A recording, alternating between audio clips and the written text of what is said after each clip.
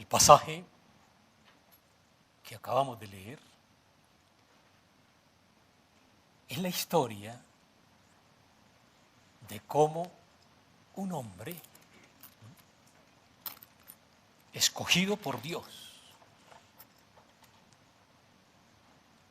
y ungido por Dios, no por otro hombre, escogido por Dios y ungido por Dios para ser rey de Israel,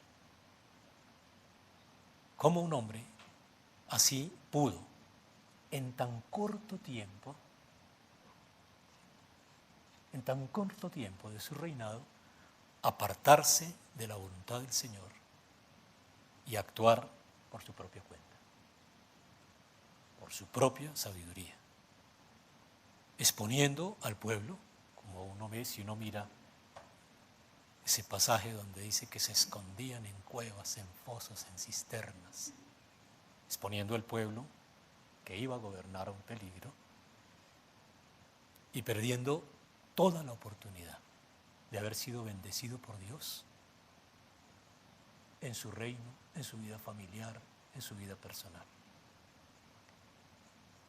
Es una larga cadena de errores, de equivocaciones, de desaciertos, de pecados cometidos por Saúl, que los encontramos narrados a lo largo de 23 capítulos en este libro de Primera de Samuel, del capítulo 9 al versículo 31.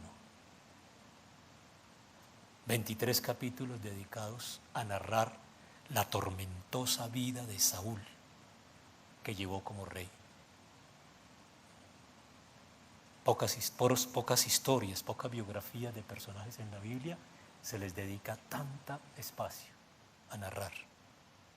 Moisés, José, la misma historia del Señor, pero aquí está la historia de Saúl, que es una historia de desgracia, de equivocación, de error. Los problemas de Saúl empezaron al poco tiempo de haber sido elegido rey. Ahí mismo, al poquito tiempo de haber sido elegido rey, ahí empezaron sus problemas. Y no pararon, sino hasta el día de su muerte, hasta el día de su suicidio. Es importante anotar eso. Una historia, ¿sí?, de dolor, de desgracia, de derrota, de pérdida, ¿sí?, de equivocación. Saúl es el primer rey sobre Israel, el rey que pidió el pueblo, el rey que exigió, no que lo clamó ni le oró al Señor, exigió un rey Israel. Saúl era de la tribu de Benjamín, la tribu más pequeña. Y Dios lo escoge para que salvara al pueblo y para que lo gobernara. Ahí lo vemos en los versículos que leímos, o que uno puede leer, en el capítulo 9, cuando le dice a Samuel, este varón lo escógelo para salvar al pueblo y para gobernarlo. Pero repito, desde el primer momento en que es elegido, comienzan los errores, las equivocaciones, los problemas para Saúl. Y lo que leímos en el capítulo 13, que acabamos de leer, estos 15 versículos, lo que Dios me reveló en el tiempo que he venido preparando esta enseñanza es poder encontrar la causa, ¿sí?, de todos los males que acosaron a la vida de Saúl a lo largo de su reinado. Lo que le escudriñé, le busqué es por qué los problemas para Saúl. ¿Qué le pasó a Saúl? Aquí leemos uno de los errores más garrafales, de las derrotas más grandes, de los problemas, pero si usted coge hasta el capítulo 31, es error tras error tras error, equivocación, canalladas, infamias, todo lo que cometió. Un hombre que había sido escogido y ungido para ser rey de Israel. ¿Qué le pasó a Saúl?, preguntaba yo, Señor. Y leyéndolo, concluí, Saúl no supo ni pudo aprender a esperar en Dios. Ahí está la raíz de toda su desgracia, de todos sus problemas. Un hombre escogido por Dios, ungido por Dios, no supo, no pudo aprender a esperar en Dios. Por eso esta enseñanza, para quienes toman nota esta mañana, la he titulado ¿Por qué es tan difícil esperar en Dios? ¿Por qué es tan difícil esperar en Dios? Allá en el capítulo 10, más atrás, se narra cuando Samuel, el profeta Samuel, siguiendo las instrucciones de Jehová, unge a Saúl como el escogido para gobernar a Israel. Pero ahí en ese mismo capítulo, donde encontramos la historia de cómo Samuel va a ungir, cómo el Señor le indica que ese va a ser su ungido, Saúl va a ser su ungido, va a gobernar, ahí en ese mismo capítulo encontramos ya dos manifestaciones del carácter de Saúl: huidizo y cobarde. Las dos primeras, huidizo y cobarde. Si usted va al capítulo 10 allá en su casa, se lo recomiendo, va a encontrar eso. Y aún en el 9, muy confiado, eso sí, de la belleza de su rostro y de su enorme estatura. Allá en el capítulo 9 dice, Saúl era de hermoso rostro, no había otro hombre tan hermoso como él en Israel. Y de una enorme estatura, dice, por encima de los hombros, sobresalía por encima de todos los de Israel. Un grandulón de esos. Fuerte, fornido. ¿Sí? Tal vez eso. ¿Sí? Pero huidizo y cobarde.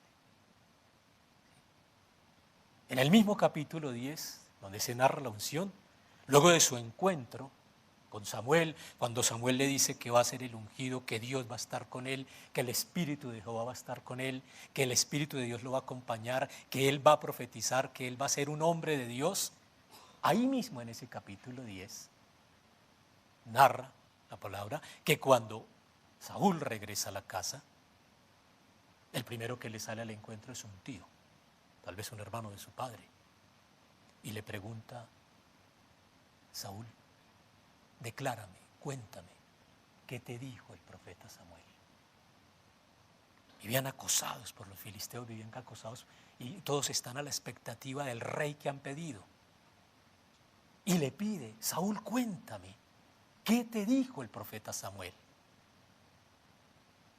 Y Saúl evadió la respuesta. No, encontramos las burras que estábamos buscando.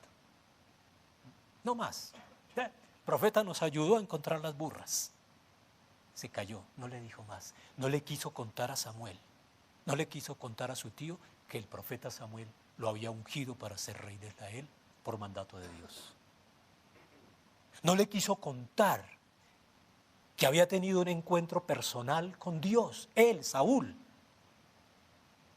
Y tampoco le quiso contar, como vemos en el capítulo 10, que el Espíritu de Jehová había venido sobre él y le había mudado su corazón. Mire todo lo que había hecho el Señor por él, ungido. Se le apareció, lo escogió, le dio su espíritu, le mudó su corazón. Toda la grandeza, Saúl se cayó. Huidizo. Huidizo. No, encontramos las burras. Y uno se para en este capítulo 10 y dice: ¿qué pasó acá? De un versículo al otro. Difícil entender la actitud de Saúl. No sabemos si era su carácter, grandulón, caribonito, como decían las abuelas. Pero huidizo. No entiende su carácter, su personalidad. Temor de sí, no tenía seguridad de sí para cumplir la misión. O tal vez tuvo por poco el llamado del Señor. Me van a poner de rey. Pero su actitud, huidiza. ¿Cómo es posible?, se puede preguntar uno.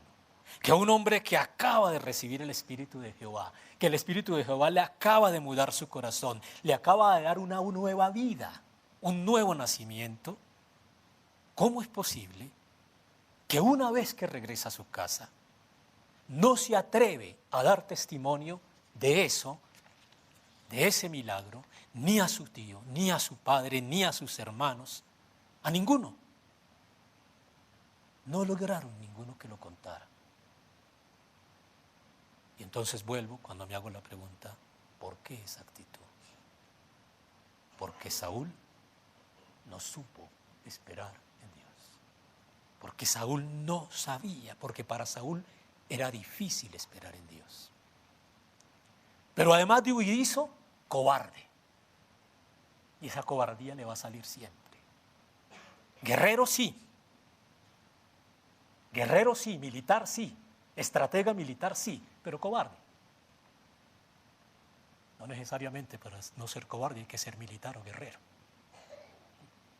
Guerrero sí, pero cobarde. Samuel, allá en el mismo capítulo 10, es que es un capítulo largo y fuerte, convoca al pueblo, el profeta Samuel, para presentarles el rey que el Señor les ha escogido, a Saúl, para ungirlo, para decirles, mire, este es el rey. Y cuando ya estaban listos para presentarlo, no aparecía. ¿Y dónde está? Todos preguntaban los de la tribu de Benjamín, ¿y dónde está el rey? ¿Dónde está Saúl? ¿Dónde está el poderoso, el que nos va a defender? Él estaba escondido, dice el capítulo, allá en el equipaje, en el bagaje, allá entre las maletas, un grandulón, caribonito, fuerte, escondido entre un poco de bultos y maletas para que no lo vieran. Tuvieron que ir a traerlo, no vino, casi que arrastras a traerlo. Y sin embargo, el pueblo, así como son las masas de torpes y de estúpidas, viva el rey, decían. Lo encontraron allá escondido y lo levantaron en hombros, viva el rey, y lo instalaron. Pero su cobardía todavía no se puso más en evidencia, no solo escondido. Lo traen, lo presentan, lo levantan en hombros, lo aclaman, y de pronto otros que sí ya le veían lo cobarde, lo huidizo y lo cobarde, empiezan a burlarse en público. Unos hombres perversos, dice la palabra, y empiezan a decir, ¿cómo nos va a salvar este? Podrá ser muy grande y muy bonito, pero allá lo tuvieron que ir a sacar escondido. ¿Cómo nos va a salvar este? Y otra vez Saúl cayó.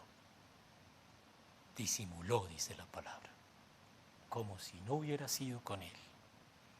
No tuvo la valentía, el arrojo como ungido de Dios, siquiera para retirarse a un lado y decirle, Señor, ayúdame, muéstrame cómo enfrentar estos atrevidos, estos burleteros, estos que se están burlando de tu ungido, de las palabras de Samuel. No tuvo ese valor, ¿sí?, para decirle, dime cómo los enfrento, para decirles que no voy a ser yo, sino tú, porque el escogido fui yo por ti. Enséñame a orar con arrojo, con valentía, como se debe orar cuando el Señor lo ha escogido. Vuelvo a la pregunta, ¿por qué esa actitud huidiza y cobarde de Saúl, el ungido de Dios? Porque para Saúl fue difícil esperar en Dios, como puede ser para usted y para mí. Así oremos, así vengamos al templo, así leamos, así estemos con la Biblia en la mano. Fue difícil. Nunca aprendió a esperar en Dios, porque nunca fue enseñado a esperar en Dios. Es esa la razón, nunca. Vuelvo al capítulo 9. Cuando uno lee el capítulo 9, ¿sí?, allí se relata quién era Saúl, el hijo de Cis, un benjamita. No dice más. No encontramos en la narración del capítulo 9, ¿sí?, de la vida de Saúl, que hubiera sido instruido por su padre o desde su casa a esperar en Dios. Como sí podemos encontrar eso en historias como las de José, Caleb, Josué, Daniel, Gedeón, David, ¿sí?, que leemos sus biografías y uno concluye que fueron enseñados desde niños a creer y a esperar en Dios. No, cuidaba burras. Grande y bonito, pero cuidaba burras. Había sido instruido de eso, para ir a buscar burras, asnas, de rostro bello. Sobrado, yo creo. Como dicen los paisas, aletoso, yo me lo imagino. Aletoso, pero no más. Confiado de sus atributos físicos, pero no instruido para esperar en Dios. El Salmo 33, 16 dice: el rey no se salva por la multitud de su fuerza, ni escapa el valiente por la mucha fuerza. Usted está enfrentando pruebas, luchas diarias, todo. No deje que ni su capital, ni sus bienes, ni su inteligencia, ni su conocimiento, ¿sí?, ni su fortaleza le enceguezcan. Y usted confíe que con eso va a enfrentar la prueba, la dificultad. El rey no se salva por la multitud de su fuerza. Eso fue lo que pensó Saúl. ¿Por qué es difícil esperar en Dios? Y ahí sí, como dicen en el método socrático, eso nos lleva a otra pregunta. ¿Qué es esperar en Dios? Entonces, ¿qué es esperar en Dios? Y la respuesta la encontramos en el capítulo que leímos ahora, ahí del versículo 6 al versículo 9. Cuando los hombres de Israel vieron que estaban en estrecho, acosados, sí, porque el pueblo estaba en aprieto, se escondieron en cuevas, en fosos, en peñascos, en rocas y cisternas. Y algunos de los hebreos pasaron el Jordán a la tierra de Gad y de Galaad, pero Saúl permanecía aún en Gilgal y todo el pueblo iba tras él temblando. Y él esperó 7 días conforme al plazo que Samuel había dicho, pero Samuel no venía a Gilgal y el pueblo se le desertaba. Entonces dijo Saúl: traedme holocausto y ofrendas de paz. Y ofreció el holocausto. ¿Por qué no pudo obedecer Saúl? ¿Qué es esperar en Dios? Ahí está la respuesta en esos capítulos. Esperar en Dios es obedecer sus mandamientos, sus ordenanzas, su consejo. Ese es el principio de la obediencia a Dios. Obedecer sus mandamientos, obedecer su ordenanza, su consejo. Eso fue lo que no hizo Saúl. Por eso la desilusión, la frustración del profeta Samuel, cuando llega a Gilgal y lo encuentra y le sale Saúl al encuentro, después de haber ofrecido el sacrificio, ¿sí?, después de que le había dicho: me esperarás 7 días hasta que yo baje para decirte qué hacer, para yo ofrecer sacrificios, ¿no? Saúl no lo quiso hacer. Espera 7 días hasta que yo venga a ti, le dijo Samuel, y te enseñe qué has de hacer. Pero Saúl se apresuró, confiado en sus propias fuerzas. Escuchó, porque no fue a la batalla con Jonatán, escuchó que Jonatán se le había metido a la guarnición a los filisteos y que había habido una victoria, y proclamó esa victoria como si hubiera sido él. Ni siquiera les contó que había sido Jonatán. Proclamó, declaró guerra, se confió de sus propias fuerzas y no supo esperar en Dios. Déjeme decirle esto, hermano: la vida del cristiano es una vida de espera. Es eso. La vida del cristiano es una vida de espera, porque la vida del cristiano es como la de cualquier otro ser humano. Y la vida de cualquier ser humano, incluyendo el cristiano, se puede resumir en 2 palabras: tiempo y problemas. Esa es la vida humana. Tiempo y problemas. Tiempo y dificultades. Tiempo y pruebas. Tiempo y aflicciones. Esa es la vida del ser humano y esa es la vida. No estamos nosotros exentos de eso. El Señor dijo, en el mundo tendréis aflicción. Lo más difícil de los problemas de la vida, usted que los tiene ahí, piense en el problema. Lo más difícil de los problemas de la vida es el paso del tiempo. Es que amanece y amanece y amanece y el problema está ahí y a veces se agrava. El paso del tiempo. Para Saúl fue difícil, como lo puede ser para nuestra experiencia diaria, sentir el transcurrir y el paso del tiempo, y nosotros queremos solucionar los problemas. No puedo esperar más. Es la expresión con la que justificamos nuestra angustia, nuestra desesperación ante las pruebas y las dificultades. No puedo esperar más. No puedo más.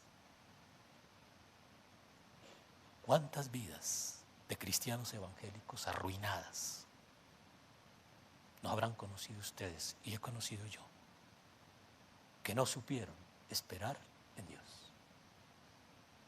Arruinadas. Cuando pasé mi juventud en una iglesia cristiana, en la Cruzada, con Miriam allá, tuve amigos que hoy me duelen el alma todavía, que no supieron esperar en el Señor, llamados por el Señor, y hoy arrastran una ruina espiritual, moral, material y hasta psicológica, porque no supieron esperar en Dios, porque les fue difícil esperar en Dios. Esperar en Dios es obedecer sus mandamientos. Si me encuentro con esos amigos hoy, les podría decir con toda la mansedumbre del corazón, el cuidado de no juzgarles, como le preguntó Samuel a Saúl, ¿qué hiciste? No obedeciste.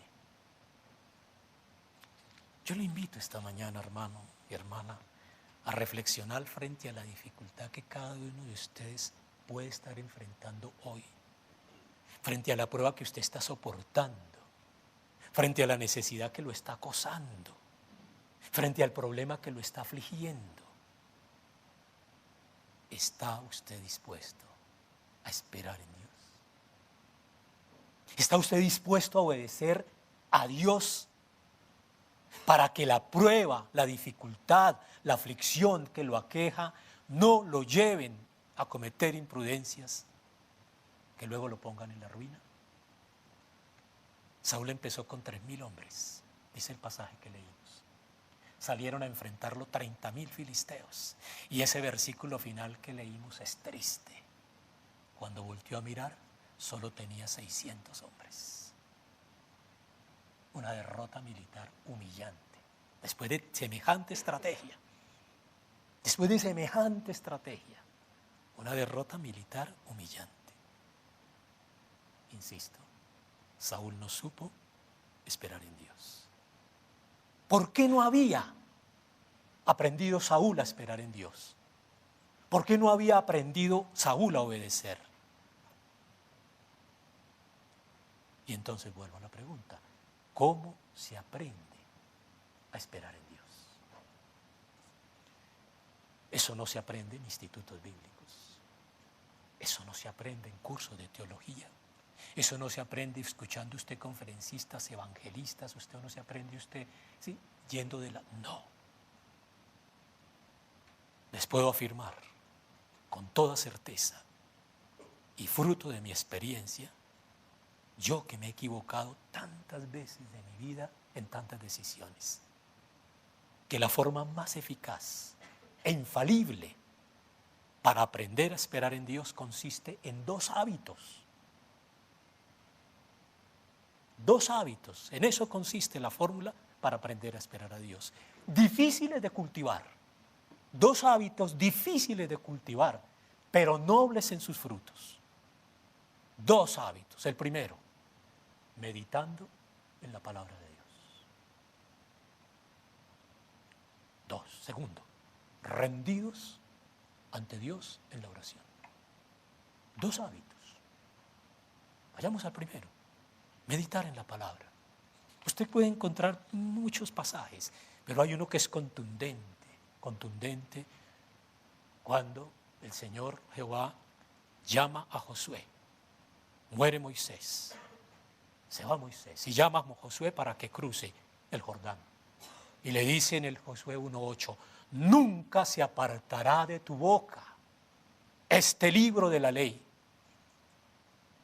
Nunca se apartará de tu boca este libro de la ley, sino que de día y de noche meditarás en él, para que guardes y hagas conforme a todo lo que en él está escrito, porque entonces harás prosperar tu camino y todo te saldrá bien. Primera palabra, primera para aprender a esperar en Dios. Hay que meditar en la palabra, hay que leerla, hay que escudriñarla, hay que volver sobre ella constantemente. Ese es el mandato que Jehová le da a Josué cuando lo elige el sucesor de Moisés. Vas a cruzar el Jordán, vas a liberar este pueblo, vas a tener que ser fuerte, valiente, te vas a tener que esforzar, pero lo primero que le dice es, no se apartará de tu boca este libro de la ley. No lo dejes de escudriñar, Josué. Usted que me escucha esta mañana, no crea ni espere aprender a confiar en Dios por una aparición, por una visión, porque el Señor se le aparece y le dice que confíe y que espere. No espere eso, no espere revelaciones ni sonidos audibles. Esta es la palabra de Dios. Es ahí, esa es la palabra de Dios.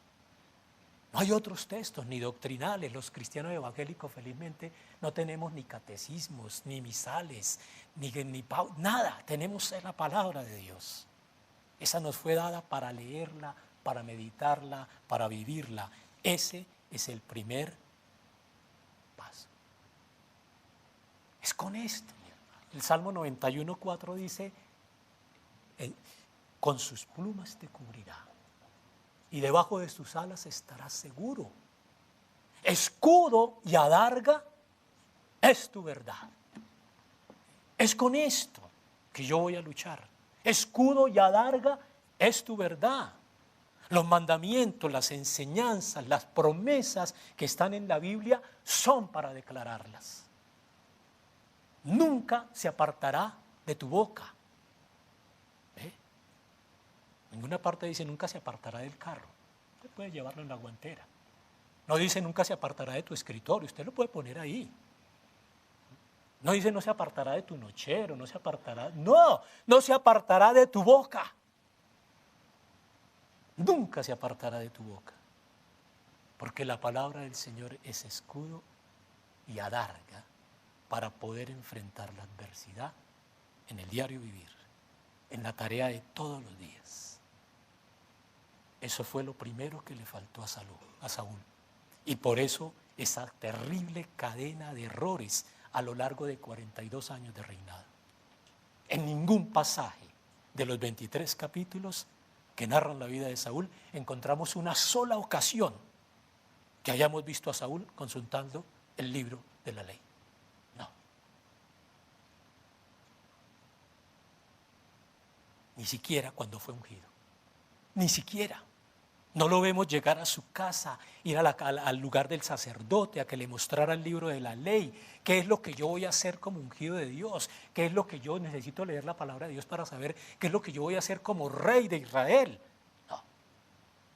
Llegó a guardar las burras y a acostarse al lado del tío y a decirle, yo creo que le habló todo el tiempo de las burras, pero no le habló, ni fue y consultó la palabra. En cambio, hacia el final de su reinado, cuando ya se vio en la inmunda, como dicen los muchachos hoy, fue y consultó una bruja. Fue y consultó una divina. Cuando ya el Espíritu de Dios le ha apartado, fue y consultó una divina. En su vida no consultó la palabra de Dios. Y en cambio sí terminó consultando una bruja. ¿Por qué es tan difícil esperar en Dios? Ahí está la primera respuesta. Porque no tenemos el hábito de meditar todos los días en su palabra. Porque muchas veces la palabra se aparta de nuestra boca. Y ese es el mandato que le da el Señor. Desde atrás de Deuteronomio al pueblo de Israel.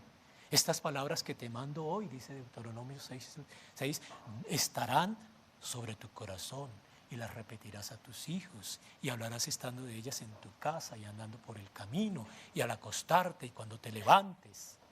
Y las atarás como una señal en tu mano y estarán como frontales en tus ojos y las escribirás en los postes de tu casa y en tus puertas. ¿Para qué le mandaba que las escribiera? ¿Qué era lo que le estaba diciendo al pueblo de Israel? ¿Cuál es el primer deber tuyo como papá, como mamá? Enseñarle a leer y a escribir a tu hijo. Mi querido hermano, abuelo o papá que esta mañana está aquí. Enseñar a leer y a escribir no es de la escuela, es de la casa. Y es sobre esto, sobre la palabra. Por eso le decía, las escribirás. Yo siempre he dicho, trabajo como docente, si este país fuera serio, no debería recibir ningún niño en el colegio si no sabe leer y escribir, porque ese es un deber de la casa, sobre la palabra, para que esa palabra nunca se aparte de su boca, para que sepa esperar en Dios. ¿Cómo aprender a esperar a Dios?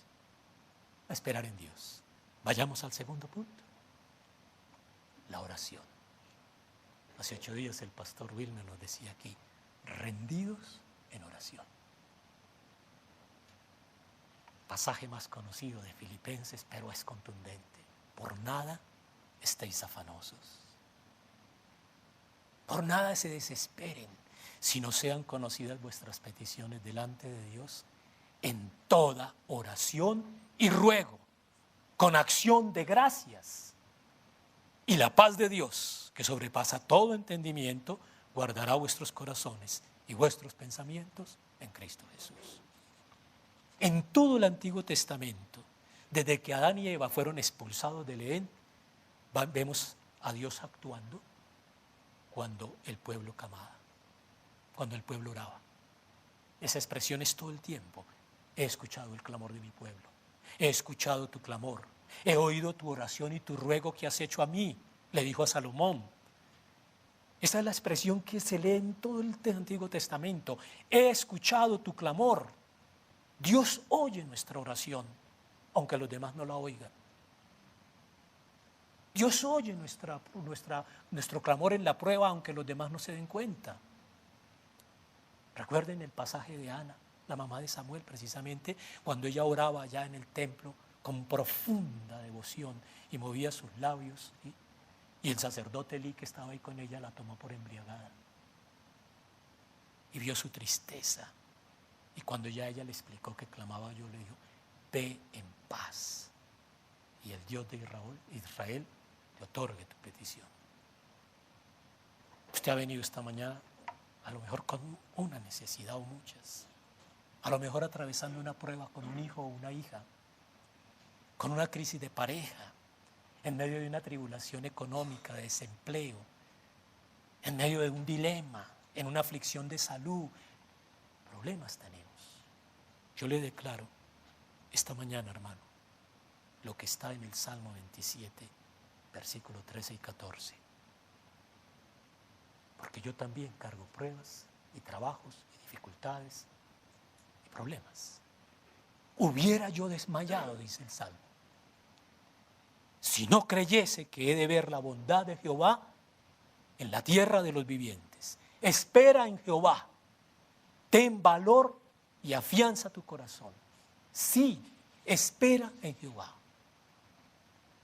Dios tiene el control de toda situación que usted esté viviendo, de todo sufrimiento que usted esté padeciendo, de toda prueba. Dios conoce toda la prueba que usted está pasando. El Señor conoce su aflicción y ha visto su alma abatida. El Señor lo ha visto a usted despertarse a la medianoche y dar vueltas en su cama pensando y diciendo mentalmente, no puedo más. Y yo vuelvo y le repito el Salmo 27. Espera en Jehová. Ten valor y afianza tu corazón. Espera en el Señor. Yo tengo la memoria del día en que salí de mi casa en Cali, 1980, hermano, para venirme a Bogotá a estudiar.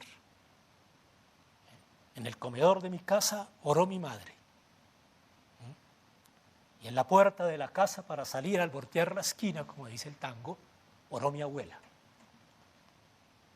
Y me entregaron al Señor. Y mi mamá oró por mí toda su vida, de rodillas. Como decía el hermano hace 8 días, el hijo más rebelde fui yo. El hijo que más problemas dio. El hijo que más sufrimientos causó. El hijo que más preocupaciones generó. El hijo arrastrado, como dijo el hermano. Esa abuela y esa mamá nunca pararon de orar. Nunca se desesperaron. Hoy está el fruto. Nunca dejaron de declarar. Yo sabía, yo cada rato decía, mi mamá otra vez con sus aleluyas, sus salmos, sus versículos, todo. Espera en Jehová. Eso fue lo que le vi a mi madre y a mi abuela, esperar en Jehová. La espera, mi querido hermano, no es un accidente, es un propósito divino. Bueno, la espera no es un accidente en la vida, es un propósito divino, es un designio divino. Muchos fracasan en la fe y en la obediencia porque no saben esperar. Muchos de los errores cometidos en la Biblia que vemos fue porque no supieron esperar, ni Abraham. Mira el problema en el Medio Oriente hoy. Ni el pueblo de Israel en el desierto. No supieron esperar. Y eso es lo que vemos que nunca hizo Saúl. Nunca hubo. En los 23 capítulos que narran su vida, vemos a Saúl postrado ante Dios orando. Vuelvo y le digo, ni siquiera cuando fue ungido. Lo vemos entrar a su aposento y a postrarse, a darle gracias a Dios y a decirle, ¿qué quieres de mí? No regresó a su casa.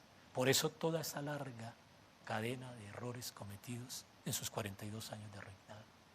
Expuso al pueblo al peligro. Se llenó de soberbia, ¿sí? en las batallas que ganaba. Se llenó de celos contra David hasta llegar a atentar contra la vida de él. Actuó cobardemente, es lo cobarde, usó su hija para ponerle trampa a David. Cuando David le tocaba el arpa lo intentó asesinar, llevó a sus 3 hijos a la muerte, consultó a una bruja y al final se suicidó. No supo esperar en Dios. Errores tan grandes que llegó a hacer obligar al Señor a decir, me pesa haber puesto a Saúl por rey, porque se ha vuelto en pos de mí. Ahí dice en el capítulo 15, y no es que Dios se arrepienta, es que Dios usa esos términos que usamos nosotros para poder que entendamos. Me pesa haber puesto a Raúl.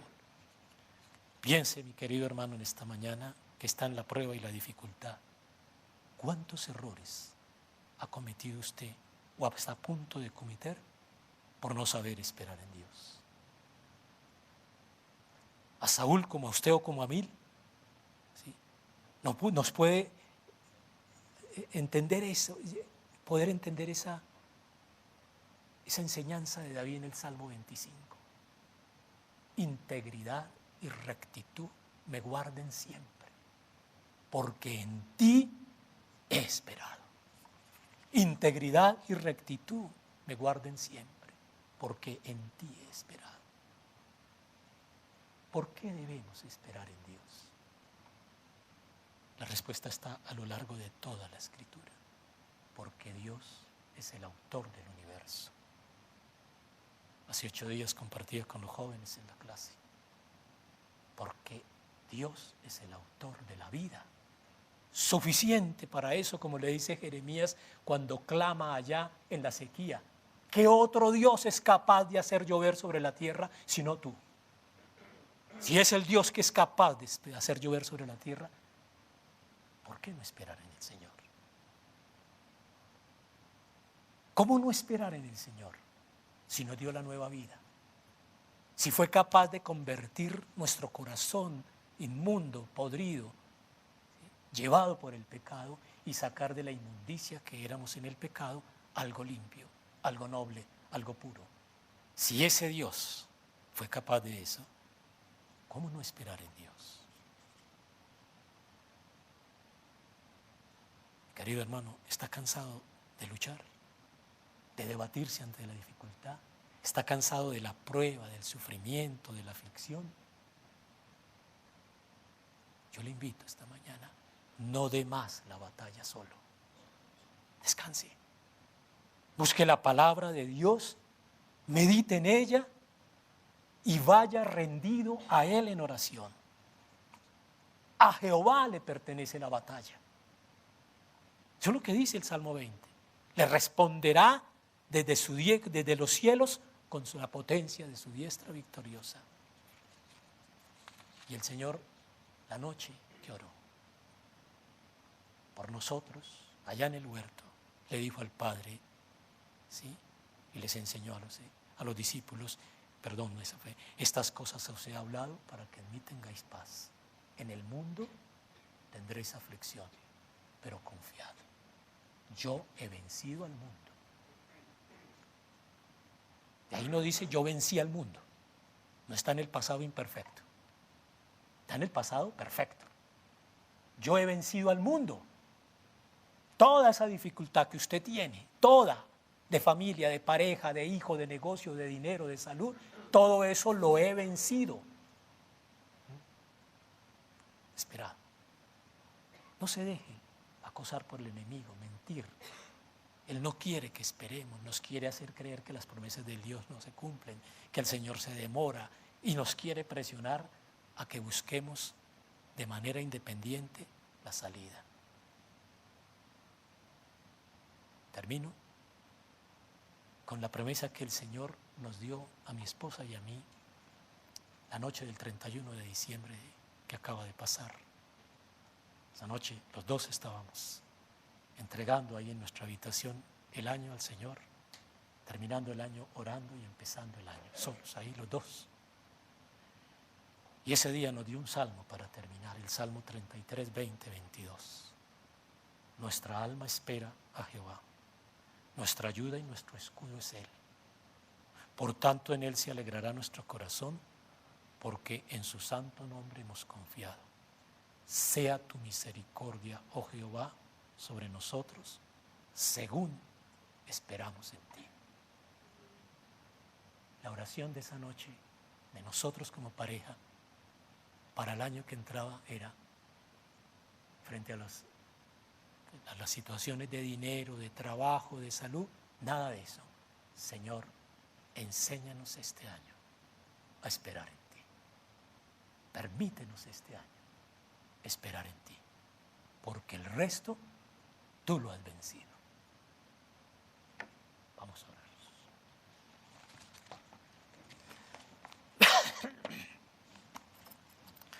Señor y Padre Santo, te alabamos y te glorificamos por tu fidelidad, por tu misericordia, por tu palabra, Señor. Gracias porque nos revelaste, porque tu espada, porque tu palabra es escudo y adarga, porque tu palabra, tu verdad, Señor, nos acompaña. A veces dudamos, Señor. A veces flaqueamos, Padre.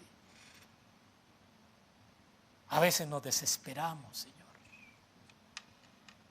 Tú conoces la necesidad de cada uno de mis hermanos acá esta mañana, Padre.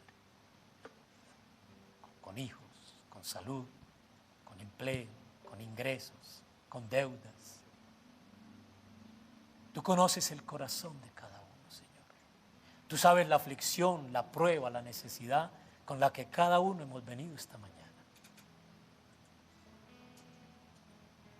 Tú ya venciste eso. Tú ya has vencido eso, Señor. Ayúdanos y enséñanos a esperar en ti, Padre. Ayúdanos y enséñanos cada mañana a escudriñar tu palabra, para que este libro de la ley no sea parte de nuestra boca nunca, Señor. Para que vayamos rendidos cada día en oración a ti, Señor. Y no importa la prueba, Señor, y no importa la derrota, y no importa el sufrimiento, Padre. Allí estarás tú con nosotros, Señor. Enséñanos a creer esto, a esperar en ti, Padre. A tener paz en nuestro corazón, Señor. No porque los problemas se resuelven, Señor, sino porque esperamos en ti. Enséñanos a tener paz en el corazón. No porque nos llega el dinero, no porque vemos que las cosas se aclaran, sino porque esperamos en ti, Padre. Porque tenemos nuestra fe puesta en ti, Señor. En lo que te pedimos esta mañana, Señor. Enséñanos a esperar en ti, Padre. Te lo clamamos en el nombre de tu Hijo Jesús, con acción de gracias. Amén. Señor les bendiga.